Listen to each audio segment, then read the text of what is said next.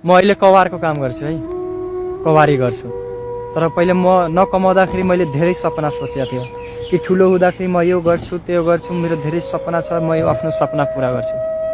तर मेरो सपना यो जिम्मेवारीको कारणले सपना बस्यो। तर यो कामको कारणले मेरो फ्यामिली खुस छ, मेरो फ्यामिली एकदमै ह्याप्पी बसिन्छन्। मैले के सोच्छु, जब मेरो यो कामको कारणले मेरो यो काम गर्दाखेरि कमाउँदाखेरि म आफ्नो फ्यामिलीलाई खुस राखिरहेको छु, आफ्नो फ्यामिलीलाई ह्याप्पी राखिरहेको छु, त म आफै खुस हुन्छु। अब मेरो सपना मेरो फ्यामिली छ कि म कसरी गरम, कुन काम गरम, कति कमाम कि आफ्नो फ्यामिलीलाई खुस राखु, आफ्नो फ्यामिलीको जरुरतको चिज पुराम, आफ्नो फ्यामिलीको सपना पुरा गरम। अब यही मेरो दिमागमा माइन्डमा दौगिराख्छन्, हिँडिराख्छन्।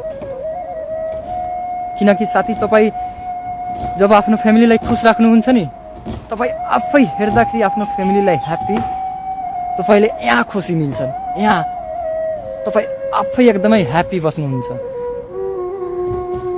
आफ्नो फ्यामिलीलाई खुस राख्नु।